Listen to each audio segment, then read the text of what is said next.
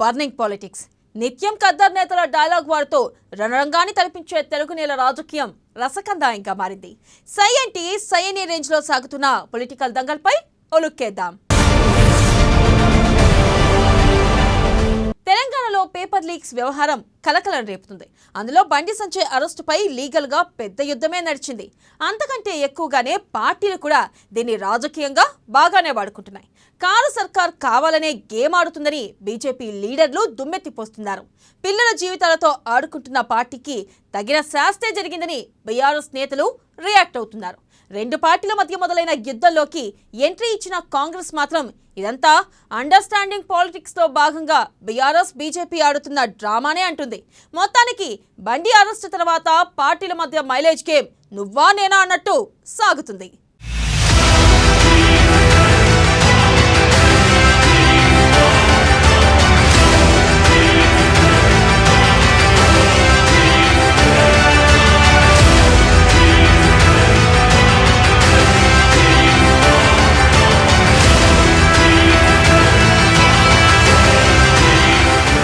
తెలంగాణలో political high drama, paper లీకేజీలపై మాటల మంటలు, తెరపై టీఎస్పీఎస్సీ పేపర్ లీకేజీ మ్యాటర్, కలకలం సృష్టించిన 10th పేపర్ లీకేజీ అంశం, 10th paper లీకేజీపై Bandi Sanjay arrest, కమలం పార్టీపై కారు నేతల కౌంటర్లు, సర్కార్ తీరుపై కమలనాథుల ఆగ్రహం, బండి సంజయ్కు బెయిల్ మంజూరు.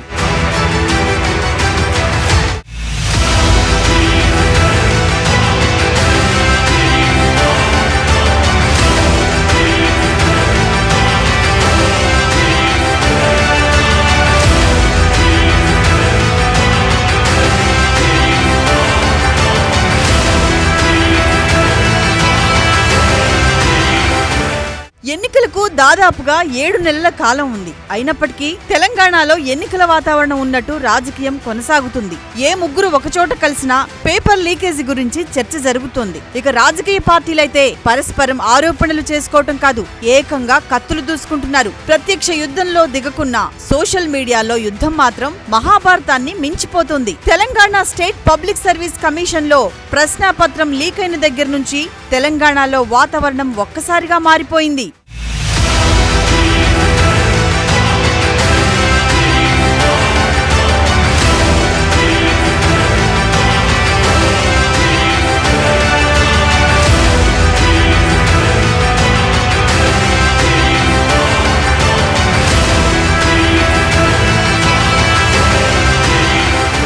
టీఎస్పీఎస్సీ మ్యాటర్ పై మంటలు మండుతుండగానే దానికి తోడుగా 10th హిందీ, తెలుగు ప్రశ్నాపత్రాలు లీక్ కావడంతో రాజకీయ రంగు పులుముకుంది. ప్రశ్నాపత్రాల లీకేజీ వ్యవహారంలో మంత్రులను బర్తరఫ్ చేయాలన్న డిమాండ్ తో మొదలైన రాజకీయం తాజాగా ప్రతిపక్ష నేత అరెస్ట్ వరకు వెళ్లింది. అయితే వచ్చే రోజుల్లో ఈ వ్యవహారం ఎక్కడి దాకా వెళ్తుందోనని రాజకీయ విశ్లేషకులు ఆందోళన చెందుతున్నారు. ఇది ఎటువంటి మలుపులు తీసుకుంటుందో అంచనా వేయటం కష్టమని చెప్తున్నారు.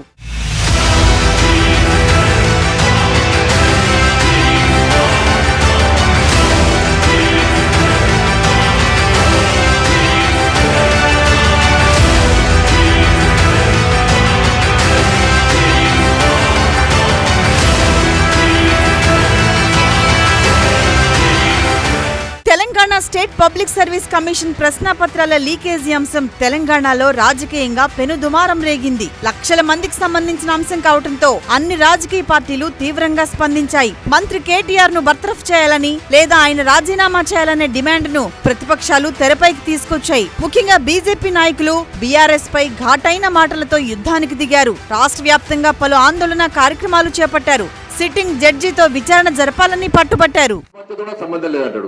దేంతో సంబంధం? పైసలు సంపుట్లో సంపాదన. సంపడే ఏడు దొరుకుతాడు, సంపడే పైసలు దేనికి పెట్టరు. కేసీఆర్ కుటుంబం ఏడు దొరుకుతాడు, గుజుడే సంపడే పైసలు. ఇద్దరే అన్నావు. ఇవాళ ఇంతమంది ఎట్లొచ్చారు? దీని తెర వెనుక బీఆర్ఎస్ పార్టీకి సంబంధించినటువంటి పెద్ద మనుషులు ఉన్నారు.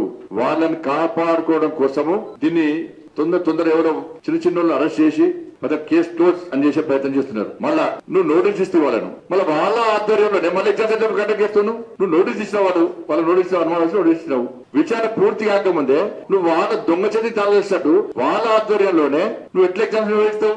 చైర్మన్ ఇప్పుడు కదా నమ్ముకున్నాడు మోసం చేసినని ఆయన చేతగానే ఇంకోటి నమ్ముకున్నాడు ఆయన. కాబట్టి కొడుకును భర్తరవే ఫస్ట్, నీ కొడుకును భర్తరవే. ఎవరైతే నష్టపోయారో విద్యార్థులందరూ కూడా ₹1,00,000 పూర్తి చేసేయి. అసలు ముఖ్యమంత్రి ఎందుకు మాట్లాడలేడు? ముఖ్యమంత్రి ఎందుకు 30 లక్షల మంది జీవితాల్లో యువత జీవితానికి వరకు అవన్నీ పట్టించుకోవాను. వాళ్ళ భవిష్యత్తు అంధకారం అవుతుంది. 30 లక్షల మంది నువ్వు ఎక్కడెక్కడో వినిపించుకొని వచ్చానని ఉన్నా బతుకు అని చెప్పుకోవడానికి కళ్ళలు కప్పి నేను రైతు అయింది ఇది రైతు బాధవు నేను అబ్కి బార్ కిసాన్ సర్కార్ అట. మరోవైపు పేపర్ లీకేజీపై రాష్ట్ర గవర్నర్ కూడా స్పందించారు. ఇక ఈ అంశంపై రాష్ట్ర ప్రభుత్వం సిట్ ను ఏర్పాటు చేసింది. ఈ కేసుపై దూకుడుగానే దర్యాప్తు చేపట్టింది. అది కూడా చివరి దశకు చేరుకున్నట్లు కనిపిస్తోంది. ఇక ఈ కేసులో చాలా మందిని సిట్ అధికారులు అరెస్ట్ చేశారు. కాంగ్రెస్ ఫిర్యాదుతో ఈడీ కూడా రంగం సిద్ధం చేస్తోంది. ఇక ఈ వ్యవహారంలో రాజకీయ విమర్శలైతే తారాస్థాయికి చేరుకుంటున్నాయి. రోజు ప్రభుత్వానికి వ్యతిరేకంగా ప్రతిపక్షాలు ఏదో ఒక ఆందోళన కార్యక్రమాన్ని నిర్వహిస్తున్నాయి. ఈ అంశంలో ప్రభుత్వానికి కొంత ఇబ్బందికర పరిస్థితి ఏర్పడింది. అదే విధంగా కాంగ్రెస్ పార్టీ ఫిర్యాదు మేరకు ఈడీ కేసు నమోదు చేసింది. మా ఒత్తిడి మా పోరాటం ఫలించి కేంద్ర ప్రభుత్వం మీద ఒత్తిడి తీసుకొచ్చి ఈడీ అధికారులకు ఫిర్యాదు చేసి తెలంగాణ పబ్లిక్ సర్వీస్ కమిషన్ లో జరిగిన ప్రశ్నాపత్రాల కుంభకోణము, జరిగిన ఆర్థిక లావాదేవీలు కోట్ల రూపాయలలో ఏదైతే జరిగిందో ఈ కేసును ఈడీకి ఫిర్యాదు చేసి ఈడీ కూడా కేసు నమోదు చేసి విచారణకు ఆదేశించింది. అంత మాత్రాన్ని ఈ పనిని ఈ పోరాటాన్ని వదలదలుచుకోలేదు. అందుకే కాంగ్రెస్ పార్టీ పూర్తి స్థాయిలో పోరాట కార్యాచరణతో ముందుకెళ్తుంది. ఒకటి, కేటీఆర్ ను దీనికి సంబంధించి మంత్రివర్గం నుంచి బర్తరఫ్ చేసి తీరవలసిందే. అదే విధంగా public service commission chairman and members ని తక్షణమే తొలగించాలి. రాష్ట్ర ప్రభుత్వము తొలగించి విచారణకు పూర్తి స్థాయిలో రాష్ట్ర ప్రభుత్వం సహకరించాలి. Telangana state public service commission పేపర్ల లీకేజీపై దర్యాప్తు కొనసాగుతుండగానే 10వ తరగతి ప్రశ్నాపత్రాలు లీక్ అవటం తెలంగాణ వ్యాప్తంగా రాజకీయంగా దుమారాన్ని మరింత రేపింది. ప్రభుత్వంపై కూడా విపరీతమైన ఒత్తిడి పెరిగింది. 10th పరీక్షలకు విద్యార్థులు తల్లిదండ్రులు అధిక ప్రాధాన్యత ఇస్తారు. అలాంటి పరీక్ష పేపర్లు లీక్ అవటంతో ప్రభుత్వంపై విమర్శల దాడి పెరిగింది. దీంతో ప్రభుత్వం వరంగల్లో జరిగిన 10 పేపర్ లీకేజీ అంశంపై బీజేపీ అధ్యక్షుడు బండి సంజయ్ ను అరెస్ట్ చేసింది. ఆయన ఫోన్ లో మ్యాటర్ ఉందని పోలీసులు ఆరోపిస్తున్నారు. ఇది రాష్ట్ర వ్యాప్తంగా రాజకీయ వేడిని మరింత పెంచింది. కమలం లీడర్లు కార్ సర్కార్ మాటల కుస్తీకి దిగారు. ఈ దౌర్జన్యం చేసినటువంటి ఈ ప్రభుత్వం దమనకాండం మీద పోరాటం చేయాలని పిలుపునిస్తున్నాం. ఈ పోరాటం ఇంతవరకు ఆగదు. మా నాయకుడిని విడుదల చేసేంత వరకు, మా రాష్ట్ర అధ్యక్షుల్ని విడుదల చేసేంత వరకు ఈ పోరాటం కొనసాగుతూనే ఉంది. ఎన్ని నిర్బంధాలు మమ్మల్ని మీద వేసినా, మమ్మల్ని ఎన్నిట్లా అనగదొక్కాలని చూసినా, ఎన్నిసార్లు పోలీస్ స్టేషన్ కు గడపకు తీసుకొచ్చినా, ఎన్నిసార్లు జైలు పెట్టినా మా పోరాటం ఆపం, వెనక్కి తగ్గేలేదు.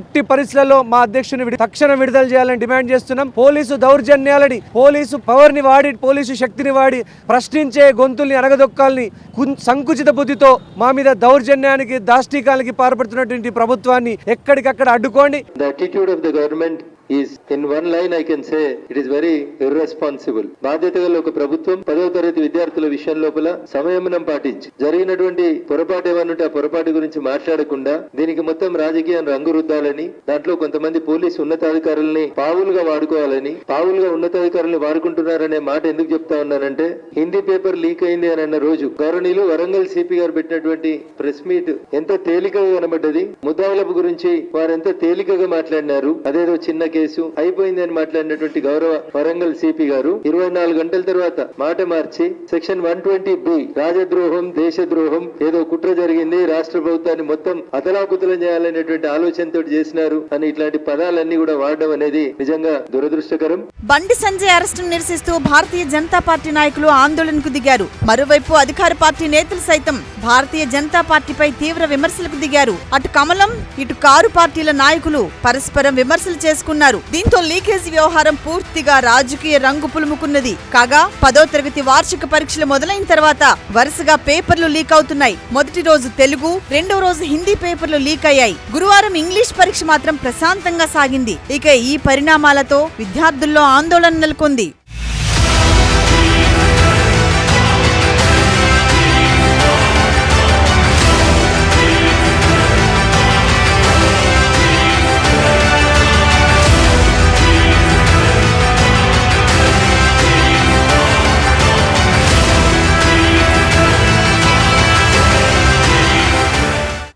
ఈ పొలిటికల్ హైడ్రామాలో బండి సంజయ్ కు బెయిల్ లభించింది. 20,000 పూచీకత్తుతో హన్మకొండ కోర్టు బెయిల్ మంజూరు చేసింది. ఏప్రిల్ 6వ తేదీన హన్మకొండ కోర్టులో సంజయ్ బెయిల్ పిటిషన్ పై దాదాపు 8 గంటల పాటు వాదనలు జరిగాయి. ఏప్రిల్ 4వ తేదీన మంగళవారం అర్ధరాత్రి దాటాక ఆయనను పోలీసులు అరెస్ట్ చేసి బొమ్మల రామారం ఠాణాకు తరలించారు. ఆ తర్వాత పాలకుర్తిలో వైద్య పరీక్షలు నిర్వహించి హన్మకొండ కోర్టులో హాజరుపరచగా మెజిస్ట్రేట్ 14 రోజుల జ్యుడిషియల్ రిమాండ్ విధించారు. దీంతో బండి సంజయ్ ను కరీంనగర్ జైలుకు తరలించారు. బండి సంజయ్ కు బెయిల్ మంజూరు చేయాలని కోరుతూ ఆయన తరపు న్యాయవాదులు ఏప్రిల్ 6న హన్మకొండ కోర్టులో పిటిషన్ దాఖలు చేశారు.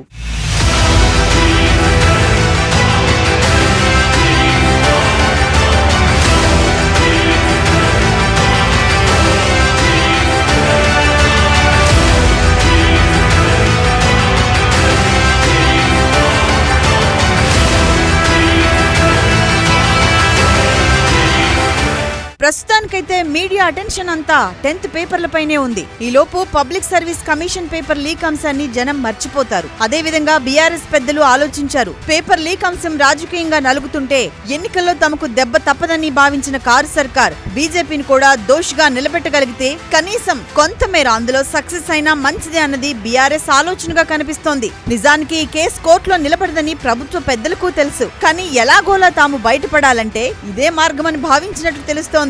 తమ మీద ఎలాగూ బురద పడింది కాబట్టి దాన్ని బీజేపీపై కూడా చల్లితే లెక్క సరిపోయిందన్నట్లునుకున్నారు. రాష్ట్రంలోని పొలిటికల్ ఈక్వేషన్స్ చూస్తుంటే ఈ కేసులో మరిన్ని ట్విస్టులు ఉండే అవకాశాలు లేకపోలేదు.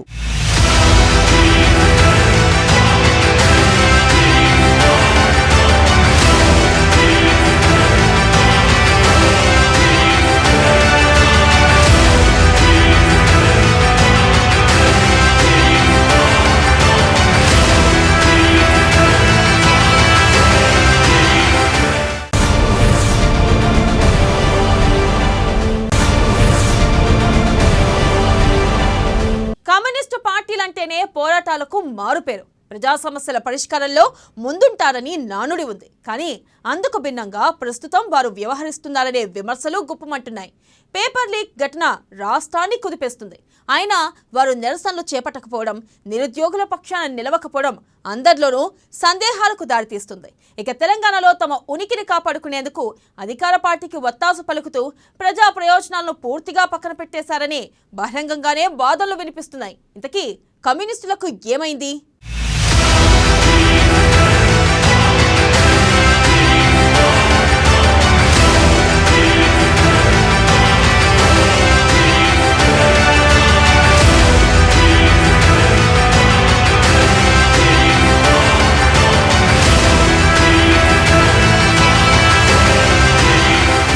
కమ్యూనిస్టులంటే పోరాటాలకు మారుపేరు. సమస్యలపై సమరంలో ముందుండే కామ్రేడ్స్, ప్రభుత్వంపై పోరాటాలే లక్ష్యంగా అడుగులు. తెలంగాణలో సైలెంట్ అవుతున్న కామ్రేడ్స్, పేపర్ లీకేజ్ పై కనుమరుగైన కమ్యూనిస్టుల గొంతు. అధికార పార్టీకి కమ్యూనిస్టులు దగ్గరయ్యారా? కమ్యూనిస్టుల తీరుపై ప్రజల్లో సందేహాలు.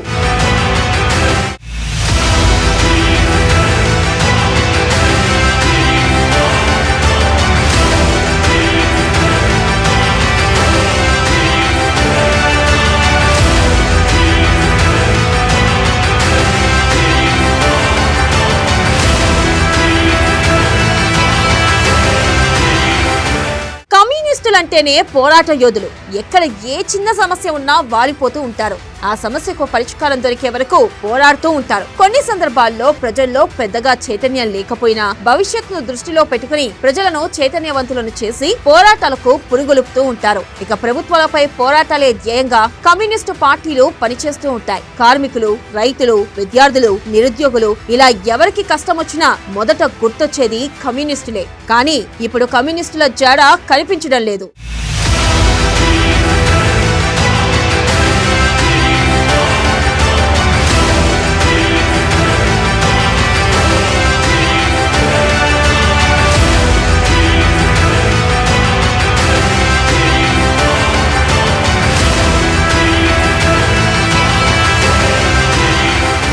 తెలంగాణలో కొన్ని రోజులుగా public service commission paper leakage వ్యవహారం పెద్ద దుమారం రేపుతుంది. పేపర్ లీకేజ్ కు వ్యతిరేకంగా కాంగ్రెస్, బీజేపీ, టీజేఎస్, వైఎస్ఆర్టీపీ లాంటి అనేక పార్టీలు పెద్ద ఎత్తున పోరాడుతున్నాయి, ప్రభుత్వాన్ని నిలదీస్తున్నాయి. పేపర్ లీకేజ్ లో ప్రభుత్వ పెద్దల హస్తముందని ఆరోపిస్తున్నాయి. దీనిపై కలిసికట్టుగా ప్రజా పోరాటాలకు సిద్ధమవుతున్నాయి. వాస్తవానికి ఇలాంటి విషయాల్లో ప్రతిపక్షాల కంటే ముందు వామపక్షాలు ఈ పని చేస్తూ ఉంటాయి. కానీ ఈసారి మాత్రం వామపక్షాల పార్టీల జాడే లేకుండా పోయింది.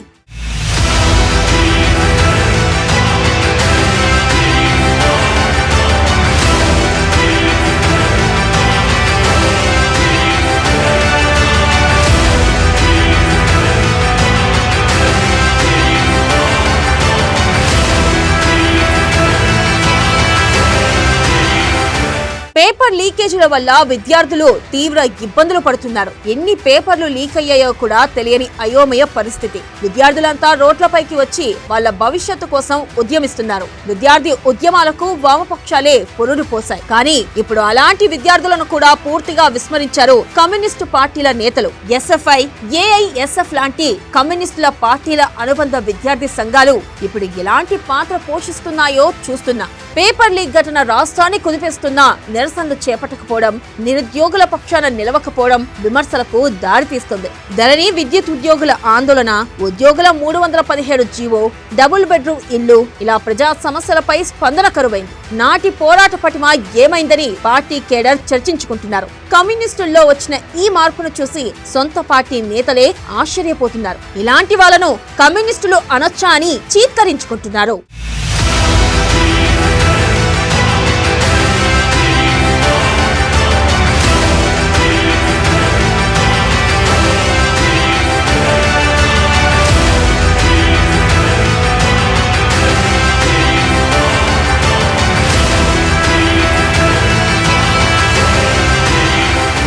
ముఖ్యంగా తెలంగాణలో కమ్యూనిస్టులు అధికార పార్టీ తాబేదారులుగా మారిపోయారని బహిరంగంగానే వాదనలు వినిపిస్తున్నాయి. తమ ఉనికిని కాపాడుకునేందుకు అధికార పార్టీకి వత్తాసు పలుకుతూ ప్రజా ప్రయోజనాలను పూర్తిగా పక్కన పెట్టేశారని టాక్. ఎన్నికల్లో సీట్ల కోసం బేరసారాలు సాగించడం, అవసరమైనప్పుడు అధికార పార్టీ కోసం విపక్షాలను టార్గెట్ గా చేసుకుని ఉద్యమించడం ఇప్పటి కమ్యూనిస్టులకు అలవాటైపోయింది. ఇలాంటి వాళ్ళను చూసి వీళ్ళ కమ్యూనిస్టులని ఆశ్చర్యపోతున్న పరిస్థితి. ఒకప్పుడు కమ్యూనిస్టులంటే ఉద్యమాల రూపకర్తలుగా పేరు. కానీ ఇప్పుడు కొన్ని పార్టీలకు కొమ్ము కాస్తూ వాళ్ళ మోచేతి నీళ్లు తాగుతున్నారు తాబేదార్లు.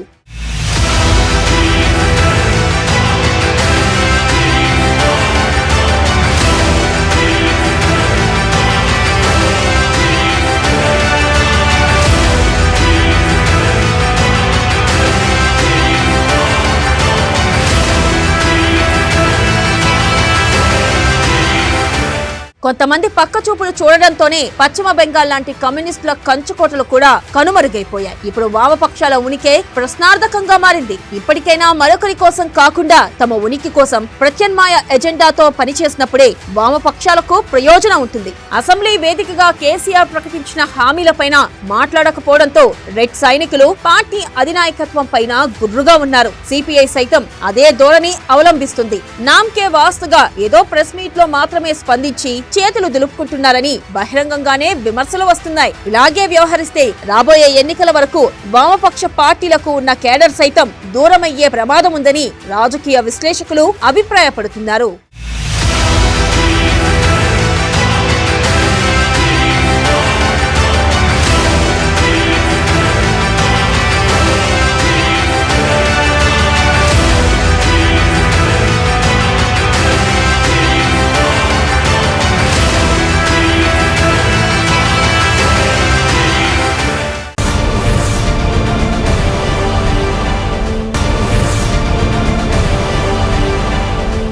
ఇలా జరుగుతుందని ఊహిస్తే అది రాజకీయమే కాదు. బీజేపీ పవన్ విషయంలోనూ అదే జరిగే అవకాశాలు కనిపిస్తున్నాయా అంటే కాదు అనడానికి లేదు అనే చర్చ జరుగుతుంది. బీజేపీతో కుదరదు అని ఏపీలో తెగేసి చెప్పిన పవన్ అదే కమలం పార్టీ తరపున పక్క రాష్ట్రంలో ప్రచారం చేయబోతున్నారా అనే విషయం హాట్ టాపిక్గా మారింది. కర్ణాటకలో తెలుగు జనాభా నిర్ణయాత్మక పాత్ర పోషించనుంది. కాబట్టి తెలుగు స్టార్ క్యాంపెయినర్లను బరిలోకి దించి లబ్ధి పొందాలనుకుంటుంది బీజేపీ. అయితే బీజేపీ తరపున పవన్ కళ్యాణ్ ప్రచారం చేస్తారా లేదా అనేది ఆసక్తి కలిగిస్తోంది.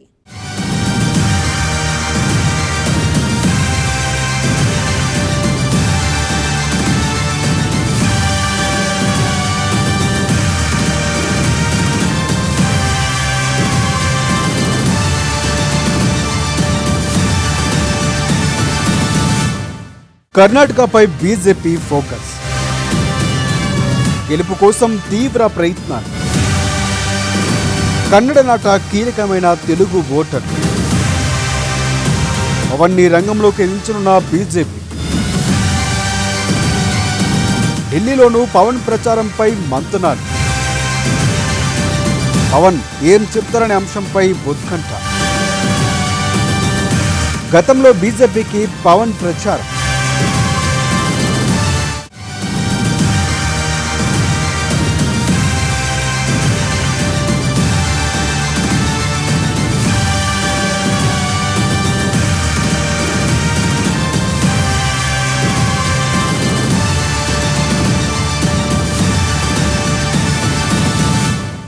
జనసేన అధినేత పవన్ కళ్యాణ్ ఢిల్లీ పర్యటన ముగిసిన ఆంధ్రప్రదేశ్ రాజకీయాలు మాత్రం పవన్ హస్తినా పర్యటన చుట్టూనే తిరుగుతున్నాయి. అసలు పవన్ ఎందుకు ఢిల్లీ వెళ్లారు? బీజేపీ పెద్దలే ఆయన పిలిచారా, లేక పొత్తుల విషయంలో తాడో పోడో తేల్చుకుందామని ఆయనే ఢిల్లీ వెళ్లారో తెలియదు. కానీ ఆయనకు అక్కడ అవమానం ఎదురైందనే ప్రచారమూ ఉంది. ఎందుకంటే 2 రోజులు ఎదురు చూసినా ప్రముఖులు అపాయింట్మెంట్ కూడా దక్కలేదు. కానీ 2వ రోజు ఎదురు చూపులు తప్పలేదు. చివరికి బీజేపీ జాతీయ అధ్యక్షుడు జేపీ నడ్డాతో భేటీ అయ్యారు పవన్ కళ్యాణ్. అయితే వీరిద్దరూ సుదీర్ఘంగానే మాట్లాడుకున్నట్లు సమాచారం. అందులోనే కొన్ని కీలకమైన ప్రతిపాదనలు వచ్చినట్లు కూడా టాక్ వినిపించింది.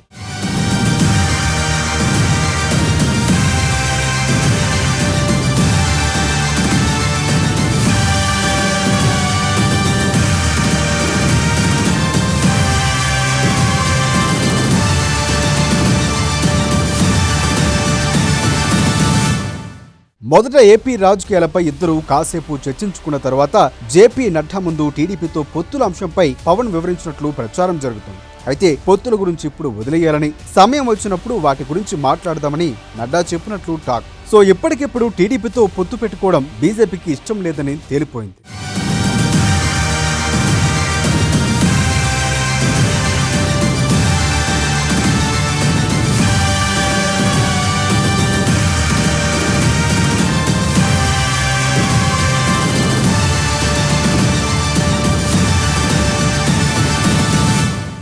అయితే పవన్ ఢిల్లీ రప్పించడానికి మరో కారణం కూడా ఉంది అంటున్నారు. త్వరలోనే కర్ణాటకలోని అసెంబ్లీ ఎన్నికలు ఉన్నాయి. అయితే అక్కడ తాజాగా అందుతున్న సర్వేల ప్రభావం ప్రకారంగానే బీజేపీకి అధికారం దక్కడం అంత ఈజీ కాదని సర్వేలు చెబుతున్నాయి. అయితే కర్ణాటకలో నెగ్గడానికి ఏ అవకాశం వదులుకోకూడదని బీజేపీ పెద్దలు కూడా భావిస్తున్నారు. అందుకే పవన్తో కర్ణాటకలో ప్రచారం చేయించారని బీజేపీ పెద్దలు ఫిక్స్ అయినట్లు కూడా సమాచారం.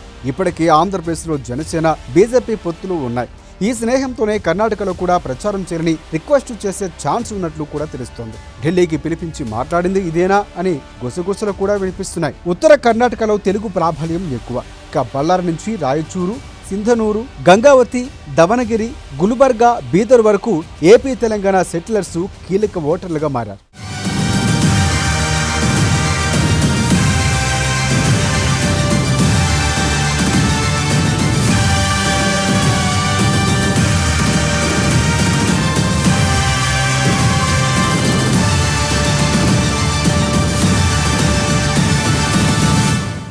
రెండు 2008లో బీజేపీ టీడీపీ పొత్తులో ఉన్న పవన్ మోదీ సూచనలతో ఆ ఎన్నికల్లో కన్నడ నాట ప్రచారం నిర్వహించారు. కమలం పార్టీకి మంచి మైలేజ్ను తీసుకొచ్చారు. ఇప్పుడు కూడా అదే ఫార్ములా వర్కౌట్ చేయాలన్నది బీజేపీ ప్లాన్. ఢిల్లీ బీజేపీ పెద్దలతో తనకు ఎలాంటి ఇబ్బందులు లేవని, రాష్ట్ర స్థాయి నేతలతోనే అసలు సమస్యని పవన్ బహిరంగంగానే చెబుతున్నారు.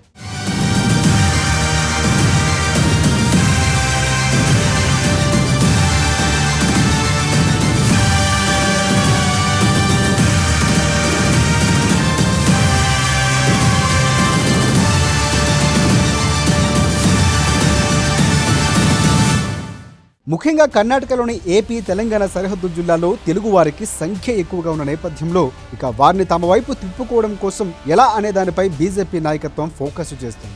ఈ క్రమంలోనే ఇప్పటికే తెలంగాణ, ఏపీ బీజేపీ నేతలు ప్రచారంలోకి దింపాలని కూడా నిర్ణయించుకుంది. ఇరు రాష్ట్రాల వాళ్ళు తమ రాష్ట్రానికి సరిహద్దులో ఉండే కర్ణాటక జిల్లాలు, అక్కడ తెలుగు వాళ్ళు ఎక్కువగా ఉండే ప్రాంతాల్లో ప్రచారం చేయాలని పార్టీ నుంచి ఆదేశాలు కూడా వచ్చినట్లు వార్తలు వినిపిస్తున్నాయి.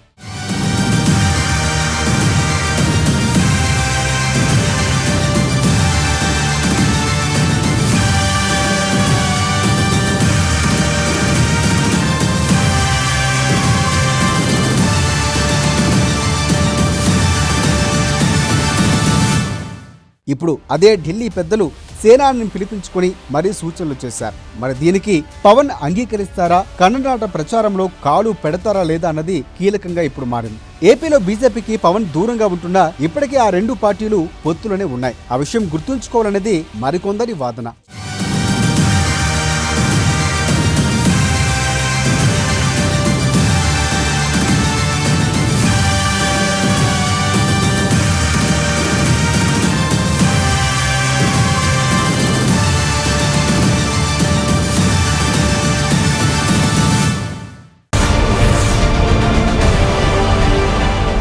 ఇది ఈ రోజు బర్నింగ్ పాలిటిక్స్. మరిన్ని రాజకీయ విషయాలు రేపటి బర్నింగ్ పాలిటిక్స్ లో చూద్దాం. అప్పటి వరకు చూస్తూనే ఉండండి అమ్మా న్యూస్.